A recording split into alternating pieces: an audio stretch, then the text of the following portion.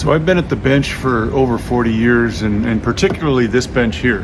My whole jewelry career I've had this bench, and when I got it, it was used, so it's got some history to it. If it could tell stories, I'd love to sit around a campfire and just listen to it. But one of the things I want to talk about today is if you're going to be in the jewelry business or hobby or industry for a number of years, things will happen that are unexpected. Accidents happen, injuries are going to happen as much as you try to plan. Accidents happen. So there's certain things that you can do to just make sure that they happen less often.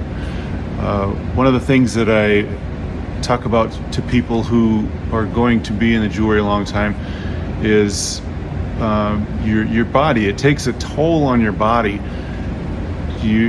There's a number of people I know who've been in the jewelry for a long time, and they've got neck issues and back issues and shoulder issues. One of them is because of the posture that they have when they're at the bench. You're constantly bent over doing stuff. So what I do on my bench, I've got some blocks underneath it that lift the bench up a little bit higher, and my seat is down really low so that it brings my bench pin up a little bit higher, so that when I'm working, I'm not like bent down doing a lot of this, but I can actually have a little bit more my posture. It's more for my back, shoulders, and neck and things like that. So just little things like that you can do to just ensure that the sitting at the bench for hours and hours a day doesn't take a toll on your body. And a lot of this stuff you don't realize and recognize it right away, but after a number of years you start to see how it's negatively affecting your body. So you can do certain things like certain stretches, or just like I said, make sure that your bench is more accustomed to longevity rather than being in uncomfortable positions. Modify your bench so that it's a little bit more comfortable to work. Some people use stand-up benches, and I'm a big proponent for that as well. I don't use them that much just because I've got my bench set up where it's nice and comfortable. I don't have a bunch of back and shoulder issues just because I've done this for a number of years. So certain things like that you can take care of just to make sure that it's not taking a toll on you. But there's other things that come along as far as safety as well. Just a couple weeks ago I was working and with an engraver, and I was setting some stones, and the engraver slipped and it went into my hand. It's little things like that are going to happen. That's why they call them accidents. It didn't happen on purpose, it just happened.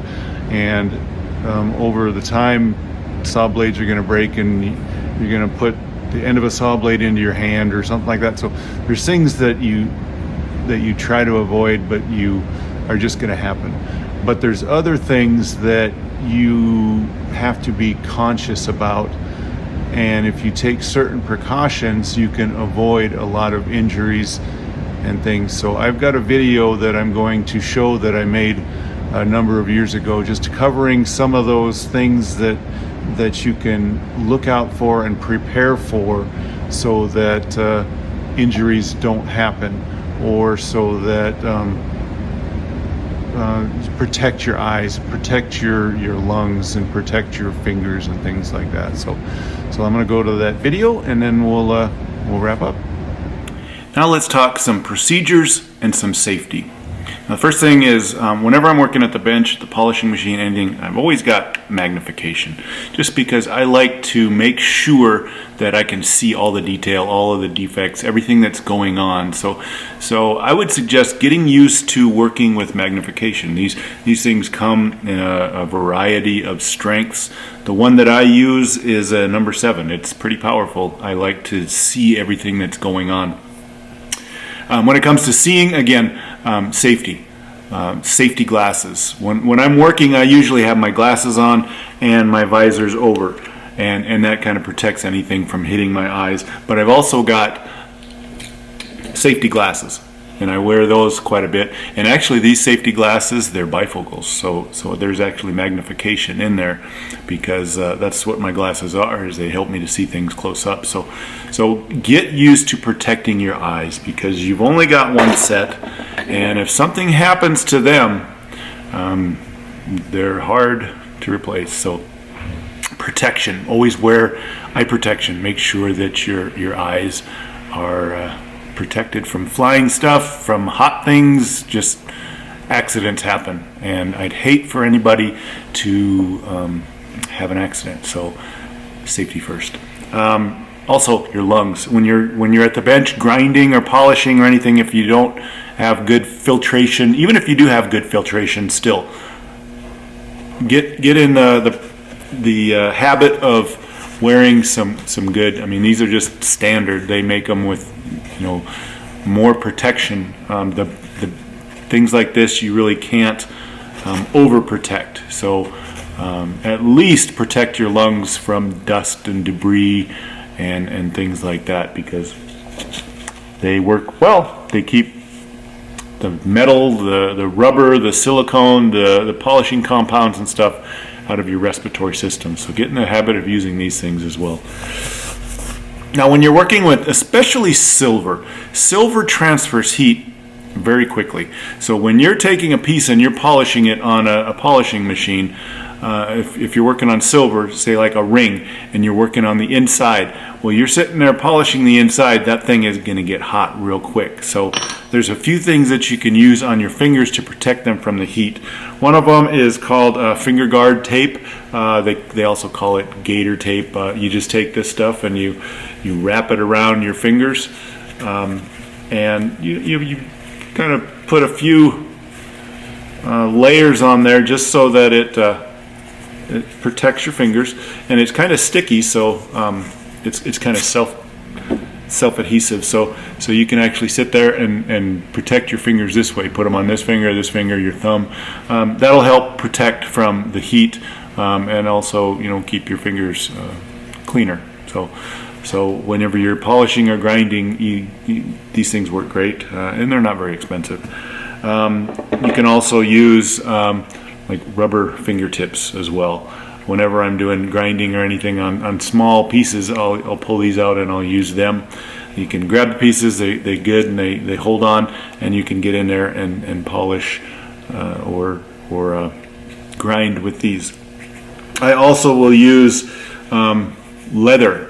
These are leather fingertips, and these work a couple of different ways, just like the rubber. One, it protects your fingers from the heat. So if you're polishing a piece, the heat's not going to transfer to your fingers as quickly because it's protected by leather. But two, if it grabs to your finger, it's just going to pull this thing off. It's not connected, so it just comes off real easily. And I want to talk about something else, safety. A lot of people, I wouldn't say a lot of people, but there's some people that will use, they call them polishing gloves or rubber-based gloves. And to be honest, I used to use these, and people said, "Oh, that's dangerous." And I said, "Yeah, but I'm bulletproof." Well, one time I was polishing, and that thing grabbed my finger, and it ripped the finger of this glove off. It grabbed my hand and it wrapped it into the polishing machine. Luckily, I didn't break any fingers because the glove gave way. But I mean, these things are pretty strong and sturdy, but it ripped the finger right off of that glove with my finger still in it. So my fingers are still here, but I do not use those things anymore. So if you're tempted, don't do it, because all it takes is one accident and you will pay for it. So if you want to use something like that, use these leather finger grips. That way, if they do get caught, it'll just pull that right off your finger. No harm, no foul. Same thing with the rubber ones. So also I've got this piece of leather that I use as well, and it's just standard leather. I've kept it around for years, but if I'm polishing the inside of rings, I'll actually hold it with this, and then I can polish the inside of a ring on a ring polishing mandrel, and they work good. They protect your fingers, and they're just a piece of leather, scrap leather. So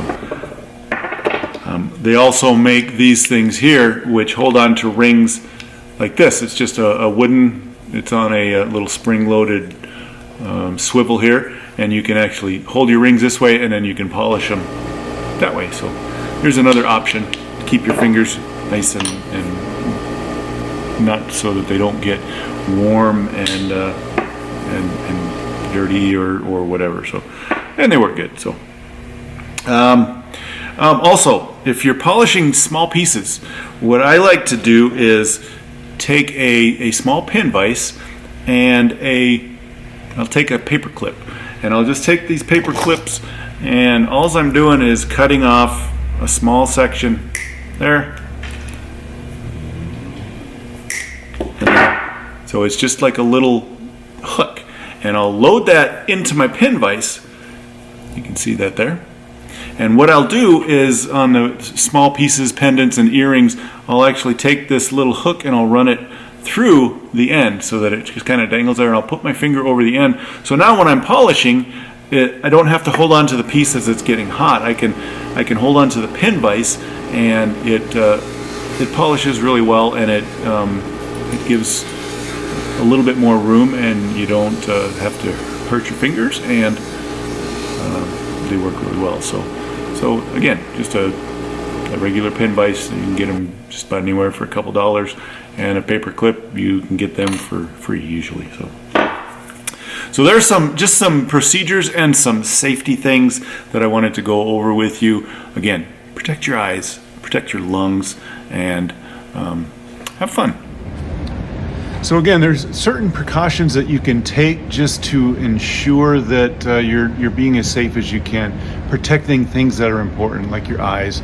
You only get one set, and you need to take care of them. So just think about the things that you're doing, step back and saying, is there a better way to do this that will be a little bit safer?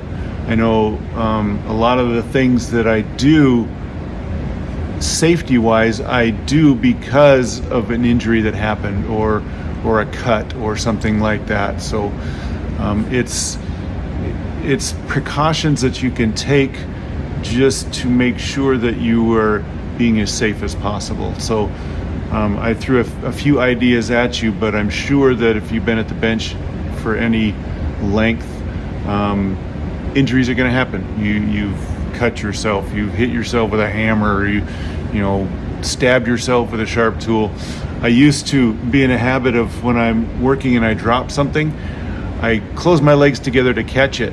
But one time I was working with a graver blade and I dropped it, and I closed my legs together and the graver blade went into the side of my thigh. So now I'm in the habit of, when I drop things, my legs go apart and I kind of step back, just because I don't want to do that again. So again, there's certain things that you do mentally and physically to protect yourself from injury. So I just wanted to throw that out to you today, just because safety is always a concern even when you're working with little things like jewelry, but you're working with tools that are rotary tools. You're working with fire.